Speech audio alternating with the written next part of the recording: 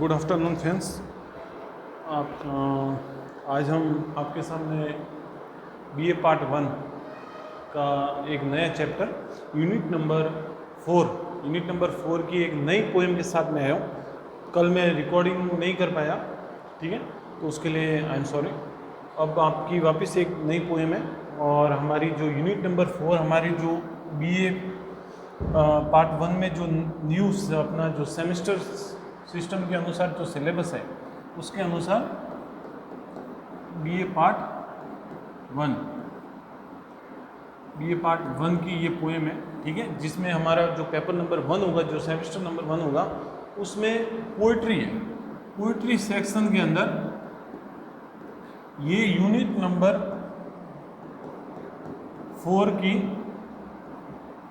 First poem है, ठीक है, लेसन फर्स्ट है। और इसी तरह से आज से हमारा क्या है, एंग्लो इंडियंस जो पोइट्स हैं हमारे इंडिया के एंग्लो इंडियंस, ठीक है, जो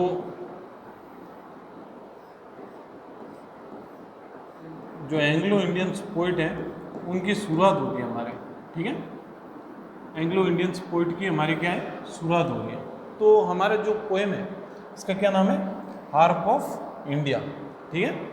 हार्प एक ऐसा यंत्र है या एक ऐसा इंस्ट्रूमेंट है जो पुराने समय में क्या था, बजाया जाता था, ठीक है, जिसके क्या होता है, तार होता है, जैसे वीणा की तरह ही ये क्या है, एक इंस्ट्रूमेंट है, ठीक है, म्यूजिक का इंस्ट्रूमेंट है, म्यूजिकल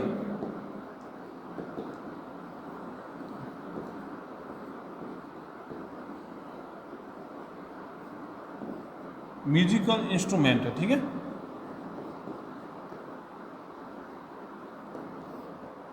तो यहाँ पे हमें क्या देखने को मिलेगा कि जो पुराने जो हमारे लेखक हैं उनकी जो मिठास थी वो कहीं ना कहीं ब्रिटिश काल में गुम हो गई।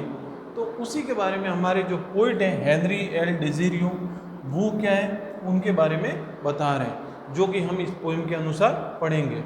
हमें सबसे पहले क्या देखना है इस पोएम के अंदर, इंट्रोडक्शन ऑफ पोएम देखना है, इंट्रोडक्शन ऑफ पोइट देखना है, फिर हम देखेंगे आउटलाइन ऑफ द पोएम और हम देखेंगे इंपॉर्टेंस ऑफ द क्वेश्चन आपके अकॉर्डिंग टू एग्जाम, ठीक है। चलो हम सबसे पहले देखते हैं इंट्रोडक्शन ऑफ द पोइट। हमारे पोइट का क्या इंट्रोडक्शन है वो देखते हैं। कौन थे हेनरी डेज़ियरो, कहाँ से आए थे, तो उनके बारे में देखते हैं। सबसे पहले देखते हैं कि ही वॉज बॉर्न इन 18 अप्रैल 1809, 18 अप्रैल 1809 में उनका जन्म हुआ था। फुल नेम क्या था, हेनरी लुइस विवन डेज़ियरो, हेनरी लुइस विवन डेज़ियरो उनका क्या था, फुल नेम था।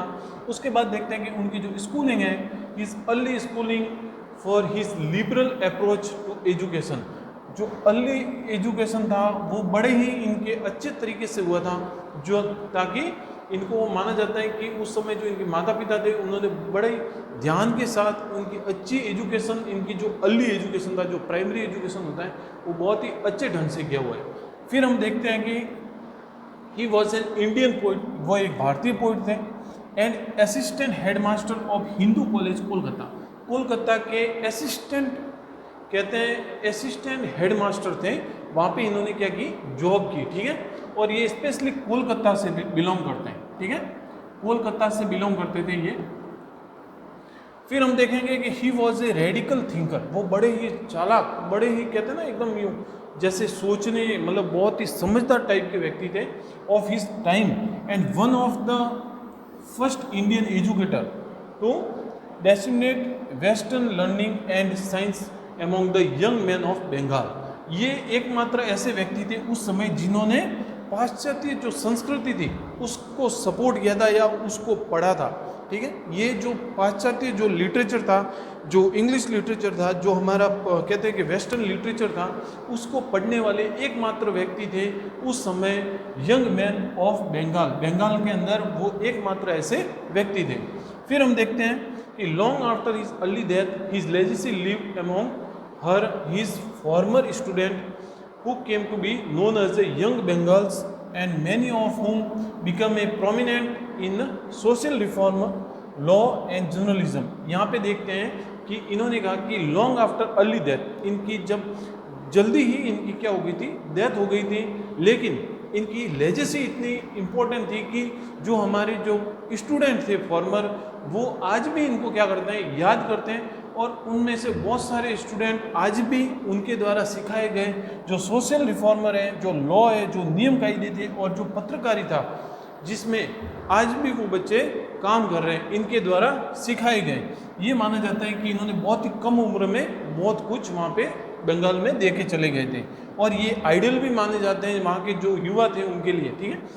ही soon become an assistant editor of a grand as well as publishing the several other periodical.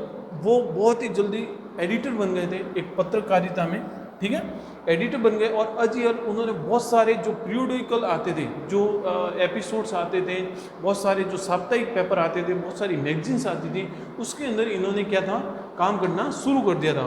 Founding his own newspaper, और बाद में वो खुद का एक न्यूज़पेपर लॉन्च करते हैं कलकत्ता गेजेट नाम से, ठीक है।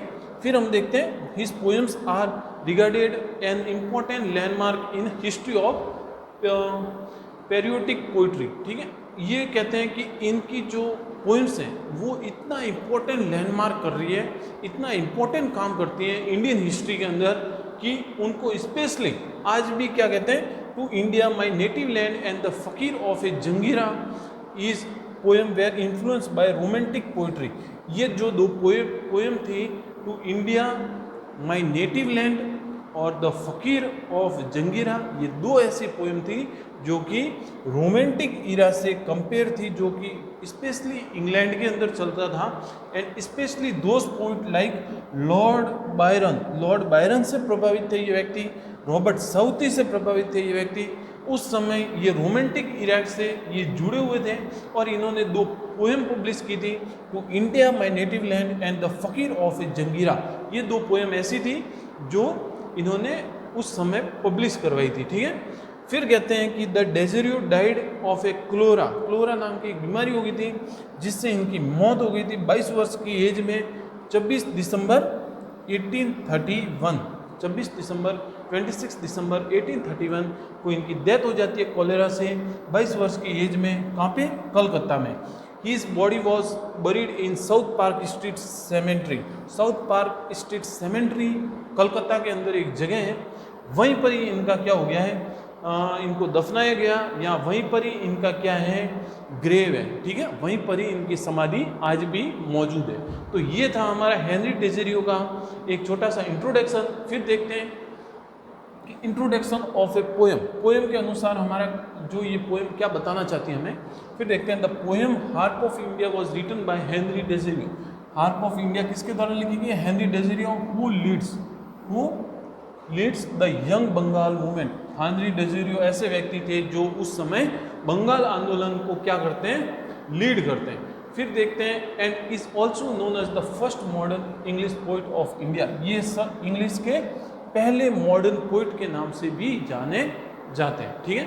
His father was an Indo Portuguese and mother was British. ये कहते हैं कि इनके जो पिताजी थे वो भारतीय थे, और मदर थी वो ब्रिटिशर्स थे, और इसीलिए हम इनको एंग्लो इंडियन पोइट के नाम से जानते हैं, ठीक है। In the spite of having little Indian blood, इनके खून के अंदर एक छोटी सी मात्रा में ये कह जाता है कि इनके खून में भी भारतीय खून था। और डेज़िरियो बहुत इंडिया को सबसे ज़्यादा क्या करता था, पसंद करता था, इंडिया वेरी मच, ठीक है, ही लव इंडिया वेरी मच। उसी तरह से हम देखेंगे the poem harp of India celebrate the glorious past of India. जो हार्प ऑफ इंडिया है वो स्पेशली सेलिब्रेट करती है जो ग्लोरी थी हमारी, जो पास्ट की जो व्यक्ति थे जो हमारी संस्कृति को बढ़ावा देते थे, उनके ऊपर लिखी गई ये हमारी एक पोएम है जो कि बहुत लोगों को पसंद आई थी उस समय, ठीक है। फिर हम देखते हैं कि and the mourns over its losses because of British rule. और उसके बाद जब ब्रिटिश रूल आया और हम उन सारी ग्लोरी को कहीं ना कहीं खो बैठे, उसी के ऊपर एक छोटी सी पोएम है हार्प ऑफ इंडिया जो कि हमारे हेनरी डेज़िरियो के द्वारा लिखी गई है।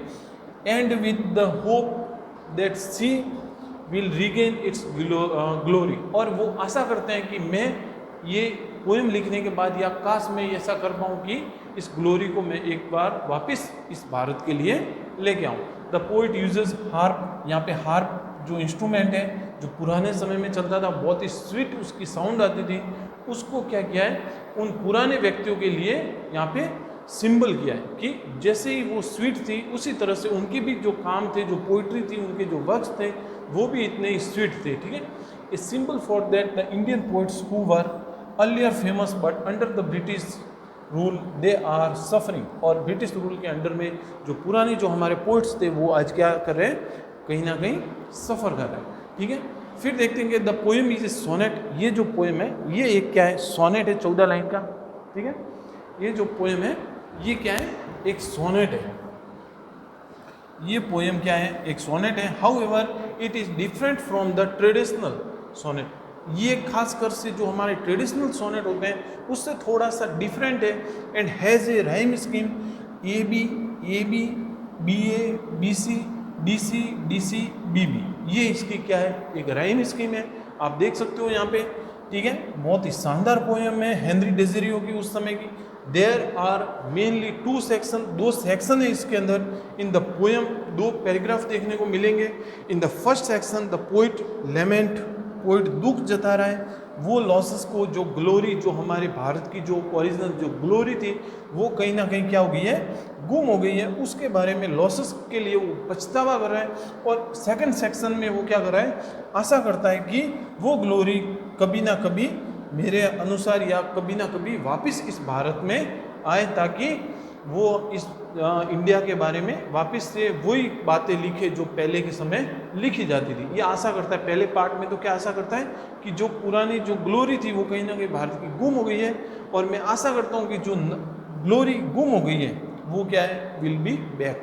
ठीक है, तो इसी तरह से हमें यहाँ पे देखने को मिलेगा जो पुरानी ग्लोरी है इंडिया की वो कहीं ना कहीं गुम हो गई है ब्रिटिश रूल के अनुसार, ब्रिटिश रूल के अंदर। इसलिए हम देखेंगे कि किस तरह से एक जो पोइट है हमारे हेनरी डेज़िरियो वो हमें इस पोएम के थ्रू बता रहे हैं कि किस तरह की जो ग्लोरी थी भारत में, जो पुराने समय में क्या बातें चलती थी, और उसका ही कंपैरिजन यहाँ पे हार्प जैसे इंस्ट्रूमेंट से कर रहे हैं। ठीक है, हम देखेंगे अपनी पोएम को।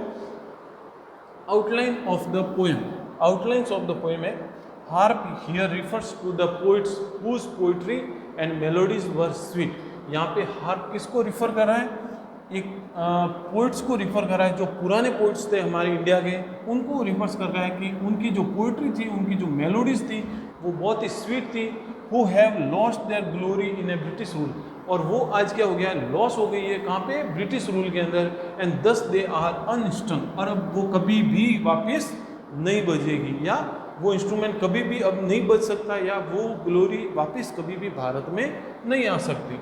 फिर देखते हैं nobody listen to them now, कोई भी अभी उनको नहीं सुन सकता, because of the development, because of, क्योंकि अब क्या हो गया है, विकासात्मक चीज़ें हो गई है, बहुत सारे ऐसी नई चीज़ें आ चुकी है, बहुत सारे मॉडर्न ईरा आ गया है, और हम जो पुरानी जो हमारे उस समय की जो ग्लोरियाँ थी उसको हम आज नहीं देख सकते, ना सुन सकते हैं।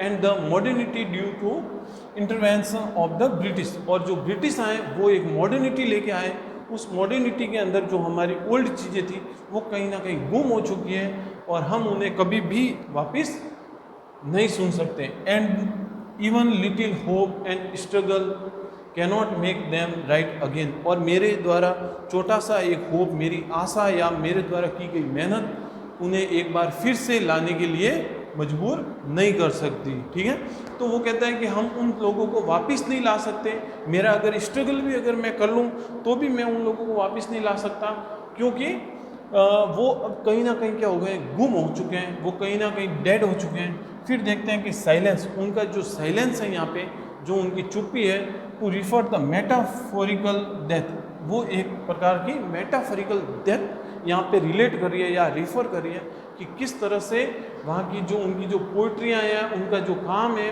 वो जो आदमी थे, जो पोइट्स थे, वो आज मेटाफोरिकल डेथ के रूप में कहीं ना कहीं कहते हैं कि कहीं ना कहीं चूक चुके हैं। उनको अब वापस सामने लाने के लिए हमें बहुत सारी कोशिश करनी पड़ेगी। According to the poet by restricting them from writing, वो कहते हैं कि अगर मैं उनको एक बार फिर से लिखने के लिए मजबूर कर दूं, the British had made them like the reunion monument Britishers ने उन्हें इस तरह से परेशान किया, उस समय इस तरह से पाबंद कर दिया कि वो लिखना ही एकदम से उन्होंने क्या कर दिया, बंद कर दिया। और वो ऐसे चले गए कि जैसे एक मेटाफोरिकल डेथ हो गई उनकी, या वो जैसे मेटाफोरिकल रूप से मर चुके थे। ठीक है, तो यहाँ पे एक कहते हैं ना कल्पनावादी जो डेथ होती है उसी को कहते हैं मेटाफोरिकल डेथ। और अब कहते हैं कि जैसे ब्रिटिशर्स ने उन्हें इस तरह से बना दिया कि जैसे एक रेगिस्तान में जिस तरह का एक जो मॉन्यूमेंट होता है, एक जो महल होता है या एक बिल्डिंग होती है, वहाँ पे ना तो कोई जाता है, ना कभी उसको देखता है, ना उसका कभी कोई देखभाल करता है। उस तरह से ये जो हमारे इंडियन पोइट्स थे उनकी दशा हो चुकी थी, उनको इस तरह से नेगलेक्ट कर दिया, साइलेंट कर दिया और एक्साइल कर दिया।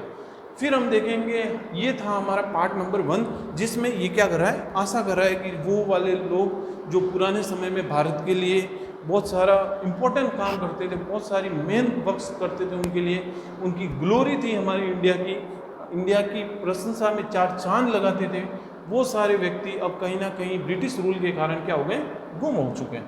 अब हम देखेंगे कि हमारे सेकंड पार्ट में hence refer to the poets who lived before the poet and wrote marvelous poetry। ये कहते हैं कि मैं उन्हें एक बार फिर से वही हाथ देना चाहता हूँ। यहाँ पे पोइट कहते हैं मैं एक बार फिर से उन्हें हाथ देना चाहता हूँ, उनको वापस उस तरह से एक पोइट बनाना चाहता हूँ जो कि एक क्या है, एक मार्वलियस पोइट्री लिख सके। According to the poet their immortal work has kept them alive. इनकी जो कि ये यहाँ पे ये कहते हैं कि उनके जो इमॉर्टल वर्क है वही उनको क्या रख सकते हैं, जीवित रख सकते हैं, इवन टुडे, एंड दस they live in spite of beginning.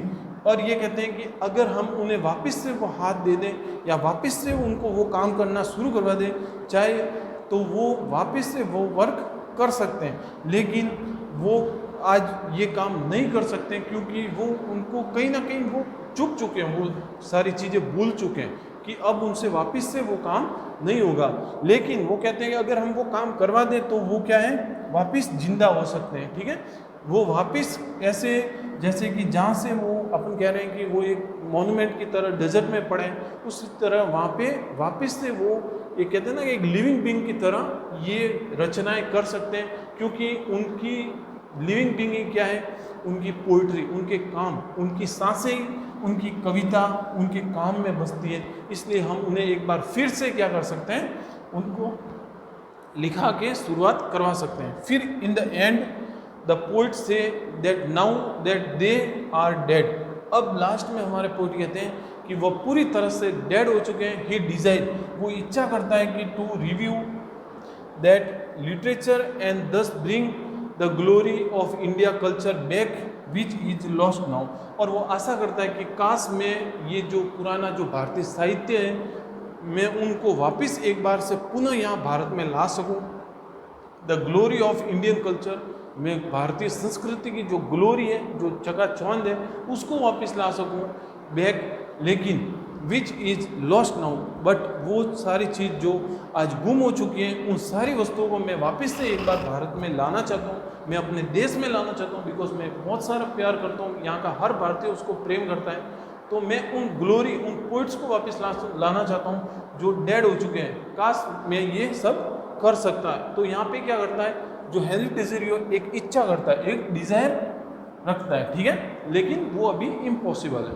फिर हम देखते हैं कि हमारा इम्पोर्टेंट क्वेश्चन एग्जाम के पॉइंट ऑफ व्यू से जो हमारा इम्पोर्टेंट क्वेश्चन बनता है वो क्या है, हाउ कैन पोइट डेसिरियो convey his respect for Indian former glory. यहाँ पे किस तरह से जो हमारे पोइट है हेनरी डेसिरियो, वो हमारे फॉर्मर जो ग्लोरी है, जो फॉर्मर जो लोग थे, जो वर्कर्स थे, जो हमारे बड़े बड़े जो महान विभूति थे, तो वो किस तरह से उनको कहते हैं ना कि उनको किस तरह से रेस्पेक्ट कर रहे हैं या किस तरह का उनके प्रति वो एक रेस्पेक्ट क्रिएट कर रहे हैं। तो आपको उसकी के बारे में यहाँ पे इस क्वेश्चन के अंदर बताना है, ठीक है।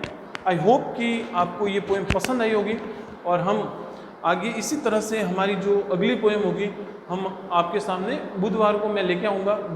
2 दिन के बाद आपकी जो नई रिकॉर्डिंग होगी वो लेके आऊँगा नई क्लास के साथ, ठीक है। तो आई होप कि आपको ये पसंद आया होगा। ये इसका थोड़ा सा आंसर मैंने लिखने की कोशिश की है, आप देख लेना एक बार, और कोई भी समस्या हो आप बता सकते हो। और ये एक आपकी आज नई पोएम थी हार्प ऑफ इंडिया। इसी तरह से हम अगली वीडियो में आपकी नई पोएम लेके आएंगे, ठीक है। Thank you.